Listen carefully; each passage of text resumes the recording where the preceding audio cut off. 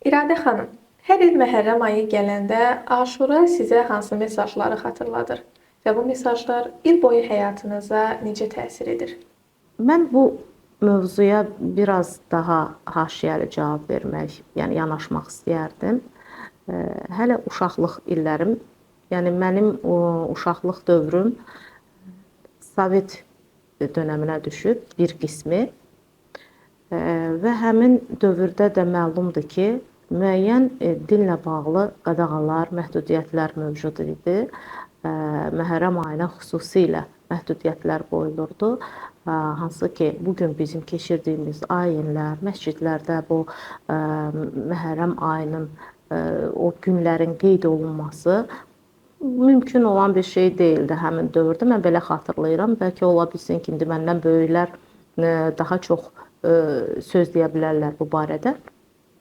Amma mənim xatırladığım odur ki, baxmayaraq ki, biz Sovet dönəmində yaşayırdıq, baxmayaraq ki, ailələr hamısı Sovet ideologiyası ilə formalaşmış ailələr idi, amma müəyyən bir günlər yaşayırdıq ki, uşaq idim, mən onu xatırlayıram.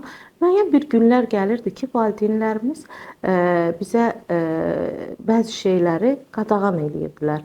Əylənməyi, musiqiyə qulaq asmağı, hətta televizora baxmağı bizə qadağan edirdilər və səbəbini soruşanda və bunu da çox gizli şəkildə edirdilər. Sadəcə deyirdilər ki, olmaz.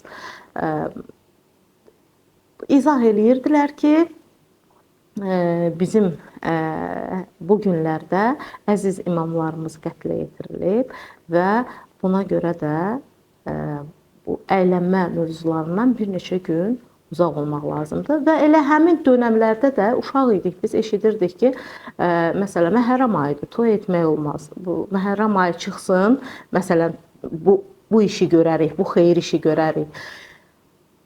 Bu mesajları mən hələ uşaq yaşlarımda eşitmişəm.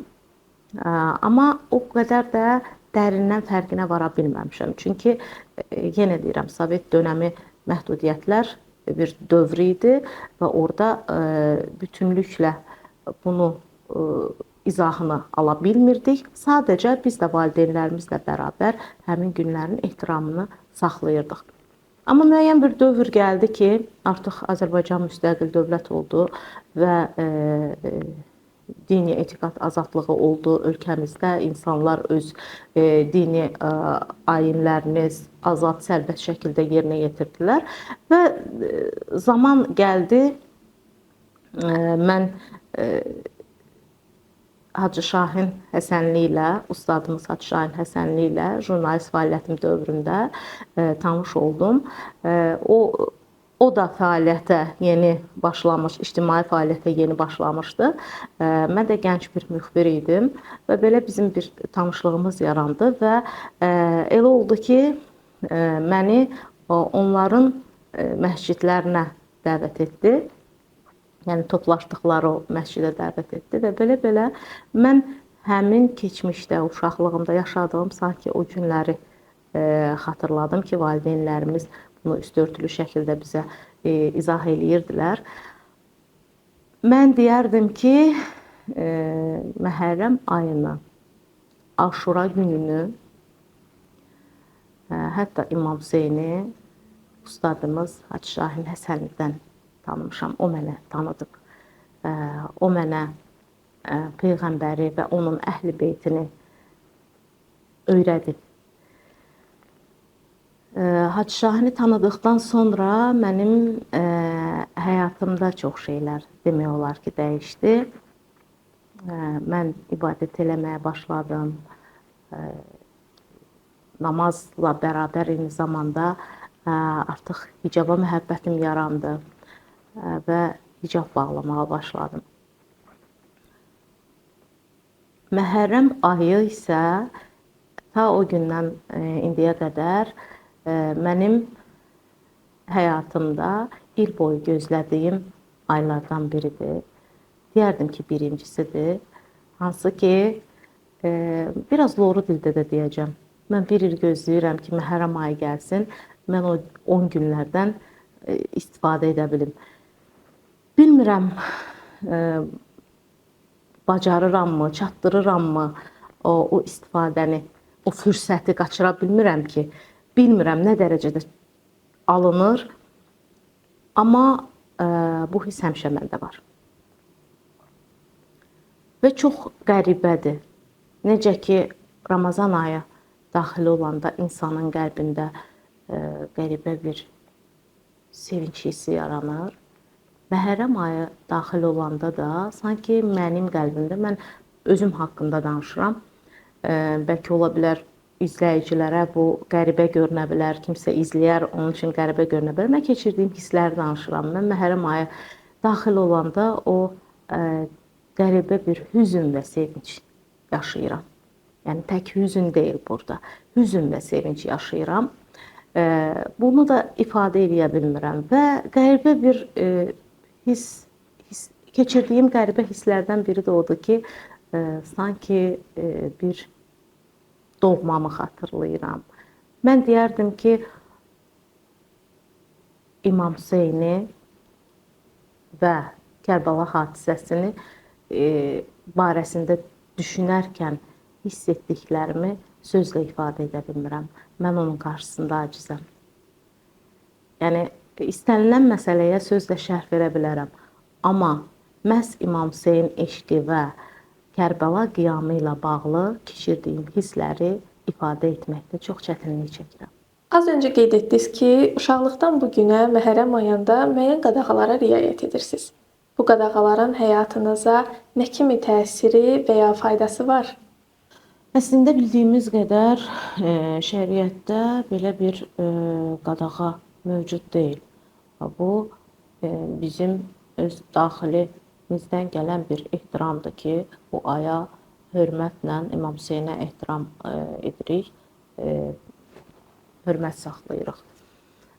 Çünki mahiyyətinə vardığında baxırsan ki, İmam Hüseyn bizdən, bizim üçün öz övladından, öz ailəsindən, öz canından, bütün hüquqlarından keçdi bizim üçün.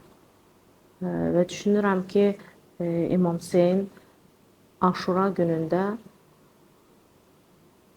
batilə qalib gəldi. Əslində qələbə yalnız qılıncla zərbə endirib öldürməklə çalınmır. Qələbə şəhid olmaqla da qazanılır. Və İmam Hüseynin Kərbəla qiyamında qazandığı o qələbə artıq əsrlərdir ki, bizim günümüzə qədər gəlib çatıb. Bu ki qaldı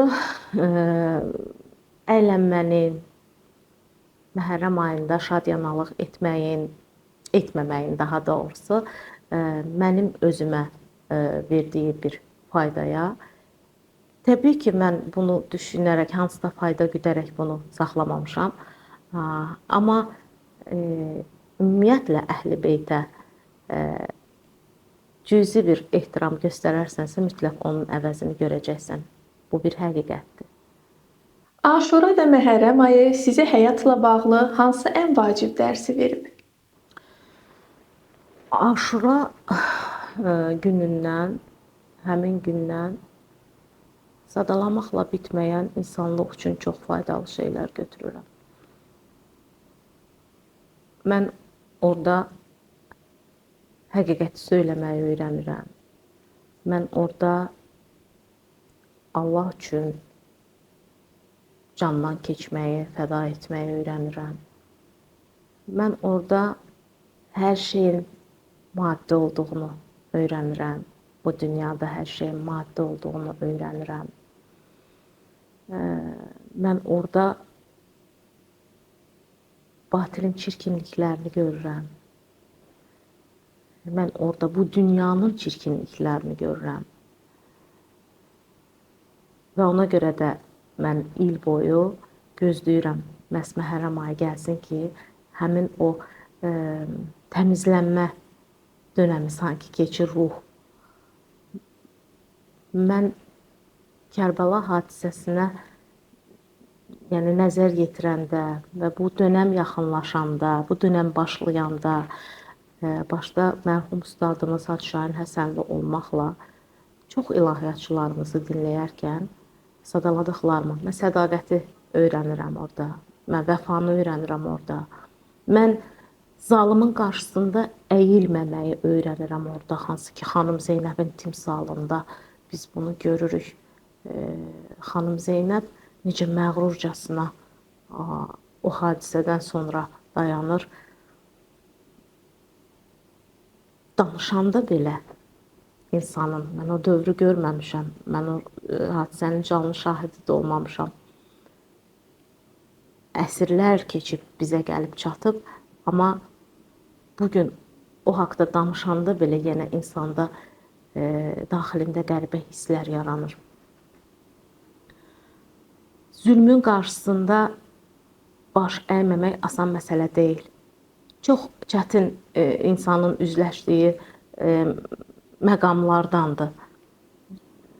Zülmkar tarix boyu biz görürük ki, çox güclü olur.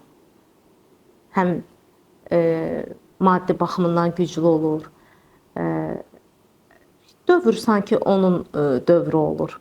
Yəni həmin dövrdə də zülmkar sanki onun dövrüdür. Sanki dünya onundur və dünyanı o idarə edir. Amma xanım Zeynəb gör onun qarşısında necə cəsur dayanır, onun qarşısında nə əyilmir və sözünü necə cəsarətlə deyir. Bu bir məktəb deyil, bəs nədir? Mən bunları öyrənirəm Aşuradan və deyərdim ki, hər il yeni nəsə öyrənirəm.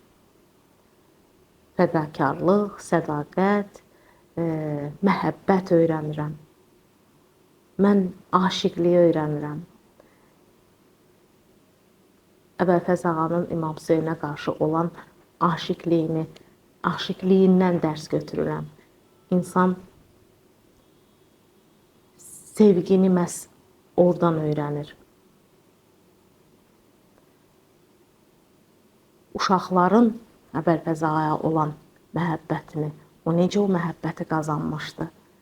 Uşaqlar necə onu sevirdilər. Mən burada o eşqi öyrənirəm. İmam Hüseynin ətrafına toplaşan o 72 nəfərin ona olan sadiqliyi və ona olan məhəbbətini, oradan o məhəbbəti öyrənirəm. Ədaləti öyrənirəm oradan. İmam Hüseyn həmin Ərəfədə o qədər ədalətli idi ki, hətta hədisdə var, işıqları da söndürür ki, getmək istəyən getsin. Bu ədalət deyil, bəs nədir? Bu seçim haqqı verməkdir. Məcbur deyilsiz mənimlə bərabər, mənim aqibətim bəllidir. Məcbur deyilsiz mənimlə bərabər burada bu mübarizədə şəhid olmağa. Gedə bilərsiniz, o seçim haqqını da verir. Mən bunları öyrənirəm Aşurada. Sadalamakla bitmir. Həqiqətən, o qədər dərinlikləri var ki, insan sadalamakla həqiqətən bitmir. Amansızlığı görürəm mən burada.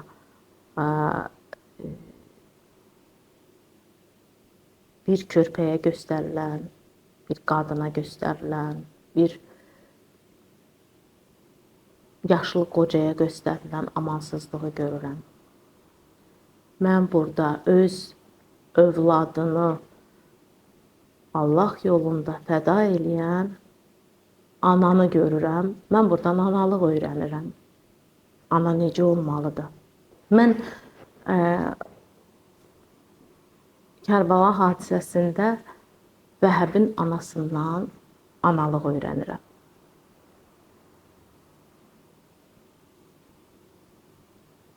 Yəni, əslində o hadisədə öyrəniləcək saysız, hesabsız insanlıq nümunələri var. Hələ də öyrənə-öyrənə davam edirəm. Əsrlər keçsə də bütün bəşəriyyətin unutmadığı bir ad var. Kərbala. Kərbalada İmam Hüseynin yaratdığı o məktəb ki var, mən deyərdim ki, hələ çox əsrlər keçəcək. Hələ çox əsrlər keçəcək, insanlar o məktəbdən bəhrələnəcəklər. İmam Hüseyn bir nurdur. İmam Hüseyn bir işıqdır. Qaranlıqda yol göstərir. İlahiyyatçılarımız həmişə deyirlər, İmam Hüseyn hidayət gəmisidir. Mən ilahiyyatçı deyiləm. Mən bu məsələlərə ilahiyyatçı kimi yanaşmıram.